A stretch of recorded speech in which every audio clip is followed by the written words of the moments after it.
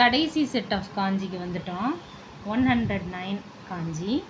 இது எப்படி போடணுன்னா, இதை அப்படி சின்னதாக ஒரு கோடு போட்டு இப்படி ஒரு க்ளோஸராக ஒன்று போட்டு க்ளோஸ் பண்ணி ஒன்று போட்டு இப்படி ஒன்று இப்படி ஒன்று போட்டுட்டு அதோடு நிற்காமல் அதுக்கு கீழே letter I, English letter I இருக்கு இல்லையா, அது மாதிரி போடணும். அது சின்னதாக, இது மேலே இருக்கிறது சின்னதாக இருக்கணும், கீழே இருக்க கோடு பெருசாக இருக்கணும். அப்படின்னா ஸ்கைன்னு அர்த்தம், வானம்.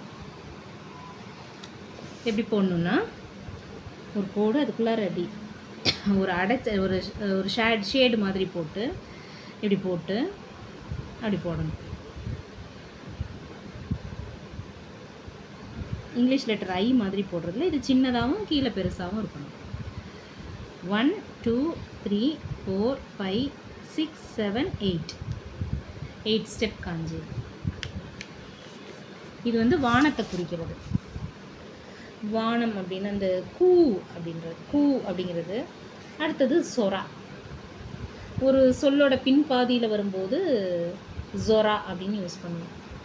முன்பாதியில் அந்த நார்மலாக யூஸ் பண்ணும்போது சொரா, பின்பாதியில் வரும்போது ஒரு வேர்டோட பின்பாதியில் வரும்போது ஜொரா அப்படின்னு யூஸ் பண்ணுவோம். அதனால் இப்படி ஒரு கோடு போடுறாங்க. இதுக்கு வந்து ஸ்கை இல்லைன்னா ஹெவன், அப்படி ஸ்கை அல்லது வெற்றிடத்தை சொல்கிறதுக்கும் இதை தான் சொல்லுவாங்க. வெற்றிடம், எம்டி. வானத்தை சொல்கிறதுக்கும் சரி, வெற்றிடத்தை சொல்கிறதுக்கும் சரி இந்த கூவை தான் யூஸ் பண்ணி, இந்த சொரா அப்படிங்கிறது தான் யூஸ் பண்ணுவோம். இதை தனியாக எழுதிட்டோம் அப்படின்னு சொன்னால் வழக்கம் போல் இதோடைய குன்யோமியை ப்ரொனவுன்ஸ் பண்ணோம். சொரா, சொரா வானம்னு அர்த்தம், ஸ்கை. ரெண்டாவது இதை போட்டுட்டு ஆவி அப்படிங்கிறதுக்கு ஒன்று போட்டோம் இல்லை, ஸ்கி, ஸ்பிரிட். இதை போட்டோம் அப்படின்னு சொன்னால் இது வந்து கூ, இந்த கூவை எடுத்துக்கிட்டோம், கூ. இதுக்கு ஒரு ப்ரொனன்சியேஷனை கீ, கூக்கி, கூக்கி. கூக்கி அப்படின்னு சொன்னால் காற்றுன்னு அர்த்தம், ஏர், காற்று. கூக்கி அப்படின்னா காற்று அப்படின்னு அர்த்தம். அடுத்தது இந்த தாய் அப்படின்றோம்ல, ஓ, பெருசு அப்படின்றது குறிக்கிறது, ஓ. அது கூட இதை போட்டோம் அப்படின்னு சொன்னால் ஓ, இது பின்பாதியில் வரும்போது ஜொரா அப்படின்னு யூஸ் பண்ணோம், ஜோரா, ஓ ஜொரா, ஓ ஜொரா, பெரிய வானம், பிக் ஸ்கை, பெரிய வானம். அடுத்தது நாலாவதா, இது இம்பார்ட்டண்ட் வேர்டு தான், ஆனால் இந்த அடுத்ததாக வர காஞ்சி வந்து இது N4 காஞ்சி. இப்படி போட்டு அப்படி போடணும். இது வந்து நான் ஹிரகானாவில் எழுதி காட்டுறேன். இது வந்து கூ, இந்த ஒன்யோமி எடுத்துக்கிறோம்.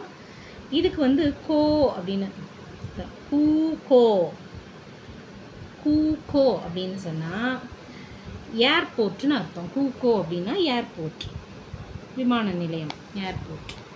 கூ கோ அப்படின்னா இந்த காஞ்சி கிடையாது. இதுக்கு இப்படி கொடுத்துட்டாங்க அப்படின்னு சொன்னால் இந்த கோ அப்படிங்கிறத இந்த இடத்துல அப்படி எழுதியிருப்பாங்க, கோ அப்படின்னு அப்படி மேலே எழுதியிருப்பாங்க. இதுக்கு கூன்னு தெரியும் உங்களுக்கு. இந்த கோ இதை சேர்த்து இப்படி படிச்சுக்கணும். இது தெரியலனாலும் இங்கே இருக்கிற இந்த இதை படிச்சுக்கணும், இங்கே ஹிரகானாவில் கொடுத்துருக்கதை படிச்சுக்கணும். இப்போ கூ கோ ஏர்போர்ட் அப்படின்னு உங்களுக்கு புரிஞ்சிடும். இந்த தெரியாத காஞ்சி கொடுத்தா மேலே ஹிரகானாவை கொடுப்பாங்க. அந்த வேர்டு வந்து காஞ்சி தான் நமக்கு தெரியாதபடியே வேர்டு வந்து N5 வேர்டாக இருக்கும். அதனால தான் வந்து இந்த காஞ்சியெல்லாம் படித்து இதுக்கான ஹிரகானா ஈக்குவலண்ட்டை நல்லா படிச்சுக்கணும். படிச்சுக்கிட்டோம்னா ஈஸியாக இருக்கும். நிறைய ஒகேபுலரியும் இந்த காஞ்சி பார்ட்லேருந்து கெயின் பண்ணிக்கலாம். கடைசி காஞ்சி 110, இதோட முடியுது காஞ்சி லிஸ்ட்டு. எலக்ட்ரிசிட்டின்னு ஒன்று சொன்னேன் முன்னாடி, நம்ம பார்த்தோம். இப்படி போட்டு அப்படி போடணும்.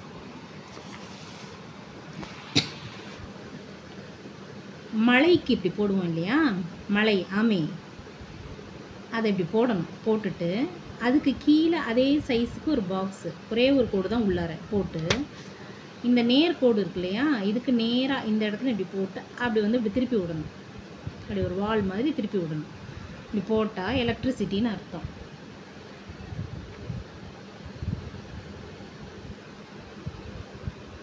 இப்படி போட்டால் எலக்ட்ரிசிட்டி அப்படின்னு அர்த்தம்.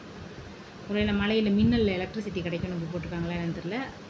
மலை ஆக்சுவலாக இந்த காஞ்சியோடைய வடிவங்கள்லாம் ஏதோ ஒரு சில இதுலேருந்து எடுத்து போட்டது தான். ஏதோ ஒரு சில இதை ஃபிகரைஸ் பண்ணுது. ஸோ இது வந்து எலக்ட்ரிசிட்டி. 1 2 3 4 5 6 7 8 9 10 11 12 13 ஸ்டெப் காஞ்சி. இதோடைய ஒன்யோமி தென், குன்யோமி கிடையாது. எலக்ட்ரிசிட்டி மின்சாரம், மின்சாரம் அப்படின்னு அர்த்தம். இதுக்கு வந்து ஃபஸ்ட்டு இந்த காஞ்சியை போட்டு அது கூட அந்த ஸ்பிரிட் அப்படிங்கிற காஞ்சியை போடுவோம். கீ அதை போடுவோம். இது வந்து தென் கீ, தென் கீனா எலக்ட்ரிசிட்டின்னு அர்த்தம். தென் கீ அப்படின்னு சொன்னால் எலக்ட்ரிசிட்டி, மின்சாரம்னு அர்த்தம். இன்னொரு மீனிங் என்னென்னா லைட்டுங்கிறது இந்த குண்டு பல்பு, டியூப் லைட்டு எல்லாமே எலக்ட்ரிசிட்டியில் எரியிற லைட்டு, அது அத்தனையுமே தென் கீ தான். மின்சாரம்னு ஒரு அர்த்தம், லைட் எலக்ட்ரிக் லைட்டுன்னு ஒரு அர்த்தம், எலக்ட்ரிசிட்டியில் எரியிற லைட்டு. ரெண்டாவது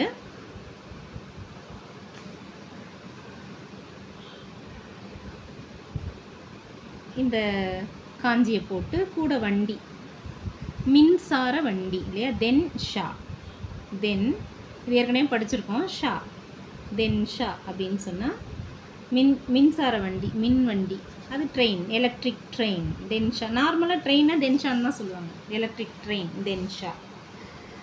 மூணாவது இதே எலக்ட்ரிசிட்டியை போட்டு பேசுகிறத போட போகிறோம். பேசுகிறத போடணும்.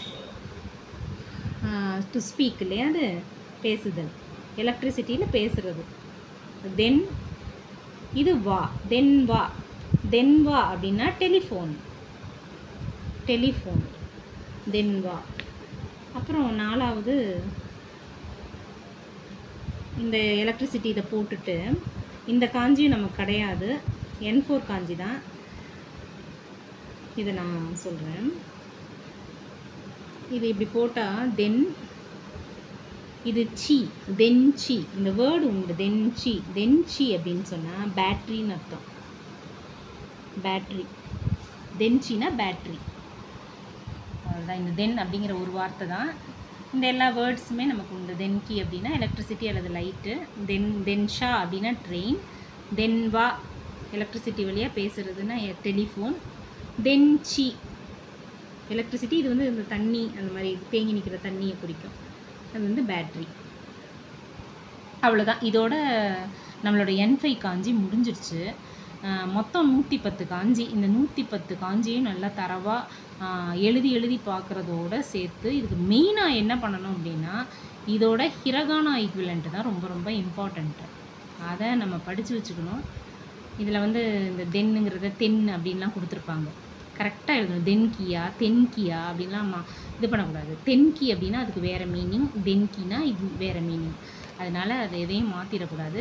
கரெக்டாக அதுக்கான ஹிரகானா ஈக்குவலன்ஸை படித்து வச்சுக்கிட்டா தான் ஒகேபுலரியை ஆன்சர் பண்ணுறதுக்கு முடியும். இதோடு முடிஞ்சிடுச்சு. இதுக்கு மேலே காஞ்சியெல்லாம் அவ்வளோ தூரத்துக்கு வராது. இந்த 110 காஞ்சியும் தரவாக இருந்துட்டாலே போதும், எல்லாமே ஆன்சர் பண்ணிடலாம் நம்ம.